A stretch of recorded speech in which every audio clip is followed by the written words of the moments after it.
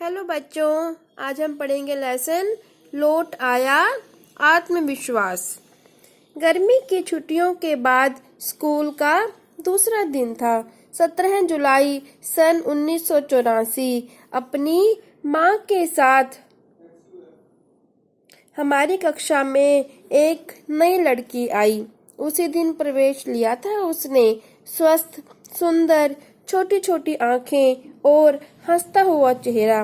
कुछ ही दिनों में अपने व्यवहार के कारण वह सबकी प्रिय बन गई। विद्यालय की सभी गतिविधियों में उत्साह के साथ भाग लेती। देवी सरस्वती की तो उस पर असीम कृपा थी। न जाने कब मेरी अच्छी सखी बन गई। साथ साथ रहते, साथ साथ पढ़ते, यहाँ तक कि हम दोनों एक दूसरे के घर रहने भी जाते। हम दोनों में होड़ लगी रहती।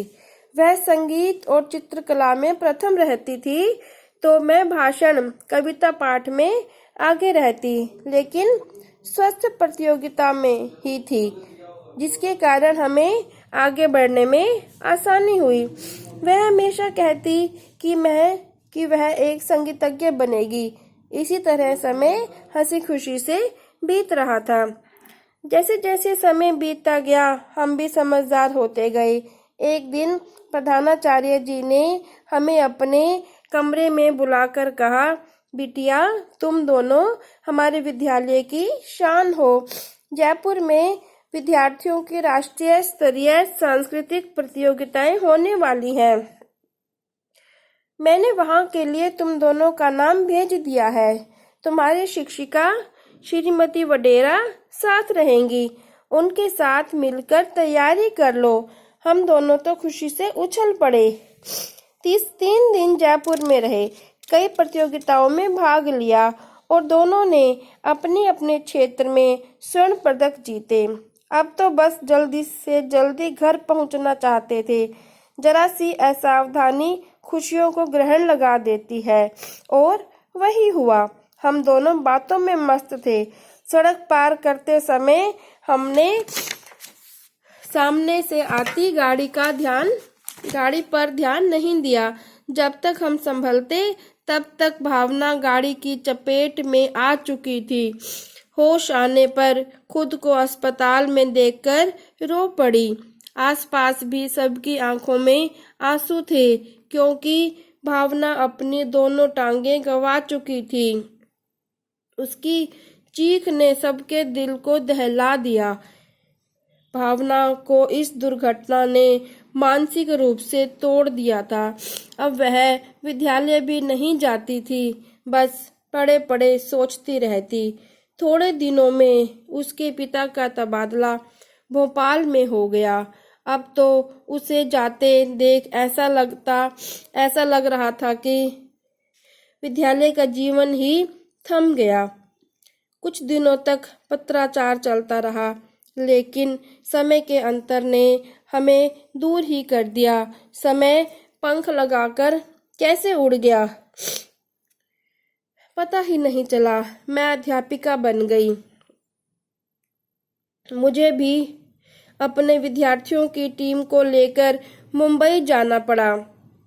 अनायासी मेरे आंखों के सामने भावना आ गई, इसलिए मैं बहुत सावधान थी। बच्चों को भी कड़ी चेतावनी दी।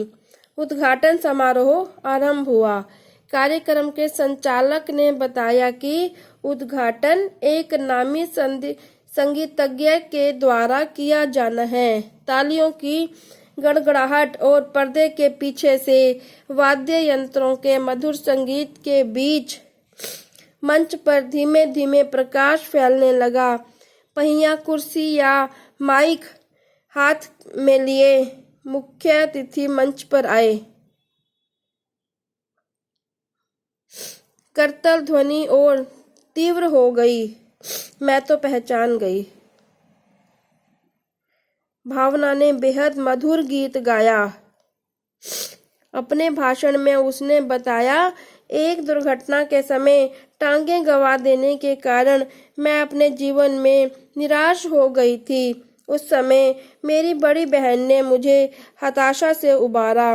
दीदी ही मुझे संभालती, किताबें लाती और कैसेट लाती। पहले मैं बिस्तर पर बैठ हारमोनियम के साथ अभ्यास करती। माँ के कहने पर पिताजी ने एक संगीत के अध्यापक को भी घर पर बुलाया। उन्होंने मुझ में और उत्साह जगाया। तुम एक दिन जरूर महान संगीतकार बनोगी। यह सुनकर मैं फिर से नए जोश से रियाज करती। अपनी लगन, परिश्रम और परिवार की प्रेरणा से मैंने अपने बचपन के सपने को साकार किया। मैं अपना एक संगीत कला केंद्र भी चलाती हूँ, जहाँ सभी बच्चे निशुल्क संगीत सीख रहे हैं। बच्चे उत्सुकता से भावना की बातें सुन रहे थे। उसने अपनी बात आगे बढ़ाई। प्यारे बच्चों, कितनी भी विपत्ति आ जाए, सब कुछ समाप्त नहीं होता। विपत्ति के समय हौसला और धैर्य बनाए रखना जरूरी है। अगर आप में हिम्मत है, उत्साह है, हौसला है, तो आपको अपनी लक्ष्य प्राप्ति से कोई नहीं रोक सकता। कार्यक्रम की समाप्ति पर मैं मंच पर गई। दोनों सखियां एक बार फिर गले मिली। धन्यवाद। ओके बच्चों, bye. Please like, share and subscribe my channel.